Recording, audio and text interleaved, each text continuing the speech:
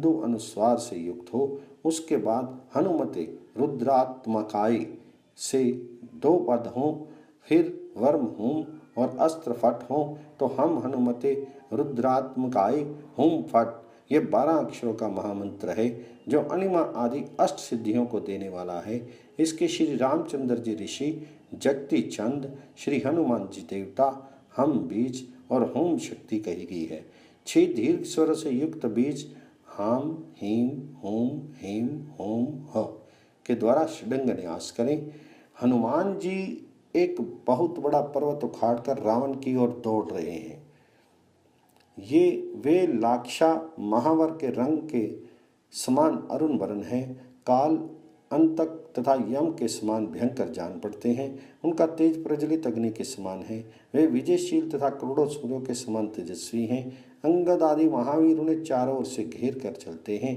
वे साक्षात रुद्र स्वरूप हैं।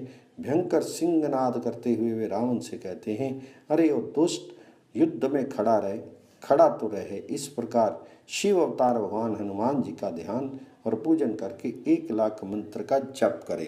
तदंतर दूध दही भी मिलाए चावल से दशांश होम करें। विमल आदि शक्तियों से युक्त पूर्वोक्त वैष्णव पीठ पर मूल मंत्र से मूर्ति कल्पना करके हनुमान जी की पूजा करनी चाहिए। एकमात्र ध्यान करने से भी मनुष्य को सिद्धि प्राप्त होती है, इसमें संशय नहीं है। अब मैं लोकहित की इच्छा से इस मंत्र का साधन बतलाता हूँ। हनुमान जी का साधन पुण्य में है। वह बड़े बड़े पातकों का नाश करने वाला है। ये लोक में अत्यंत गुह्यतम रहस्य है और शीघ्र उत्तम सिद्धि प्रदान करने वाला है। इसके प्रसाद से मंत्र साधक पुरुष 3 लोकों में विजयी होता है। प्रातःकाल स्नान करके नदी के तट पर कुशासन पर बैठें और मूल मंत्र से प्राणायाम तथा षडंग न्यास सब पर कार्य करें। फिर सीता सहित भगवान श्री रामचंद्र जी का ध्यान करके उन्हें 8 बार पुष्पांजलि अर्पित करें। तत्पश्चात घिसे हुए लाल चंदन से उसी की शिलाका द्वारा ताम्र पात्र में अष्टदल कमल बनाएं। कमल की कर्णिका में मंत्र लिखें। उसमें कपीश्वर हनुमान जी का आवाहन करें।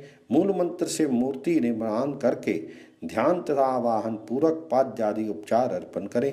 गंध पुष्प आदि सब सामग्री मूल मंत्र से ही निवेदन करके कमल के केसरों में 6 अंगों हृदय, सिर, शिखा, कवच, नेत्र तथा अस्त्र का पूजन करके 8 दलों में सुग्रीव आदि का पूजन करें। सुग्रीव, लक्षण, अंगद, नल, नील, जामवान, कुमुद और केसरी का 1-1 दल में पूजन करना चाहिए। तदनंतर इंद्र आदि दिक्पालों तथा वज्र आदि आयुधों का पूजन करें। इस प्रकार मंत्र सिद्ध होने पर मंत्रवाचक पुरुष अपनी अभीष्ट कामनाओं को सिद्ध कर लेता है। नदी के तट पर किसी वन में, पर्वत पर अथवा कहीं भी एकांत प्रदेश में श्रेष्ठ साधक भूमि ग्रहण पूर्वक साधन प्रारंभ करे। आहार, श्वास, वाणी और इंद्रियों पर संयम रखे। दिग्बंध आदि करके न्यास और ध्यान आदि का सम्यक संपादन करके इसके पश्चात पूर्ववत पूजन करके उक्त मंत्राज का 1 लाख जप करें। 1 लाख जप पूर्ण हो जाने पर दूसरे दिन सवेरे साधक महान पूजन करे। उस दिन एकाग्रचित से पवन नंदन हनुमान जी का सम्यक ध्यान करके दिन रात जप में लगा रहे। जब तक जप करता रहे तब तक दर्शन ना हो जाए। साधक को सुदृढ़ जानकर आधी रात के समय पवन नंदन हनुमान जी अत्यंत प्रसन्न होकर उसके सामने जाते हैं। कपीश्वर हनुमान जी उस साधक को इच्छा अनुसार वर देते हैं।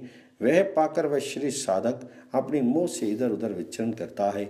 यह पुण्य में साधन देवताओं के लिए भी दुर्लभ है, क्योंकि मूल रहस्य रूप मैंने संपूर्ण लोगों के हित की इच्छा से इसे यहाँ प्रकाशित किया है।